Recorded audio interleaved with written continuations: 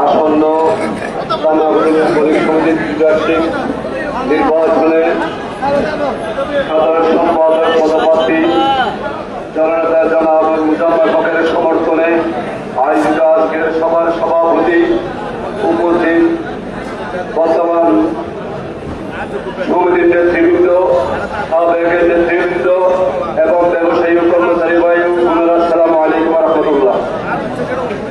আমাদের এই জামাতের মৌলিক সমিতি 1988 সালে অন্যায় অফিসারের ও কল্যাণের বিরুদ্ধে আমাদের মুরব্বীরা এই সমিতি গঠন করেছিলেন। সেই ধারাবাহিকভাবে আজ অবধি নির্বাচিত ক্যাবিনেটের মধ্য দিয়ে আমাদের সমিতি পরিচালিত হয়।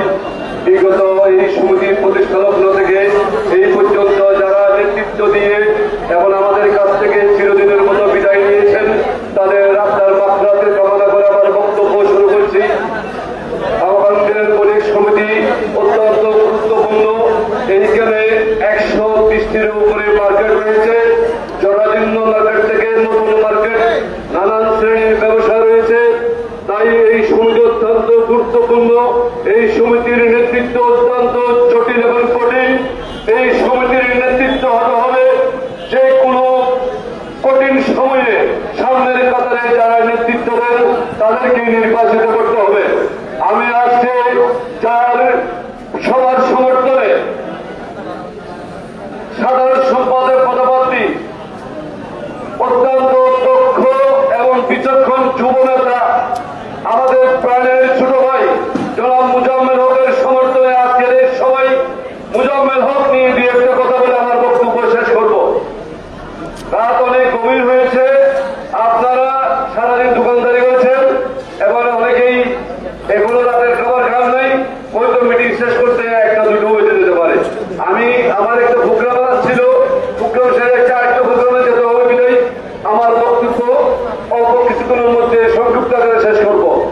প্রিয় ব্যবসায়ী নেতৃবৃন্দ, আপনারা জানেন মুজাম্মেল হক সদস্য থেকে শুরু করে ক্রীড়া ও সমাজ কল্যাণ সম্পাদক, সাংগঠনিক সম্পাদক, 1 নম্বর সিনিয়রের যুগ্ম সম্পাদক এবং 1.5 বছরের সাধারণ সম্পাদক পরিচালনা করেছেন দক্ষতার সাথে, আত্মার সাথে।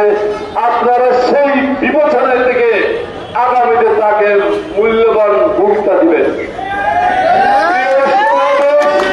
বিগত 5ই আগস্টের আগে বাংলাদেশে দুঃশাসন যখন চলছিল, বাংলাদেশে একনায়কতন্ত্রের যে বাতাস সারা দেশে মানুষের অধিকার কেড়ে নিয়ে যে জগদ্দল পাথর আমাদের উপর ছিল, সেই পাথর আমরা বিগত 5ই আগস্ট 2026 সালে সেটা আমরা সমাধান হয়েছি।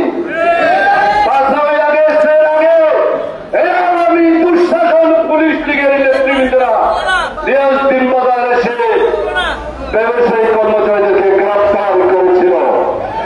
এইখানে আওয়ামী লীগ ছিল নেতৃবৃন্দ এবং বিভিন্ন দলের এবং প্রভাবশালী ব্যবসায়ী নেতৃবৃন্দ ছিল, কিন্তু ব্যবসায়ীদেরকে মুক্তি করতে কেউ পারেনি, পেরেছেন মুজাম্মেল হক। আপনারা জানেন যে দুঃসময়ে তিনি থানা থেকে মানুষ শুনে নিয়ে আসতে পারে, তাকে তো নেতা হিসেবে নির্বাচিত করতে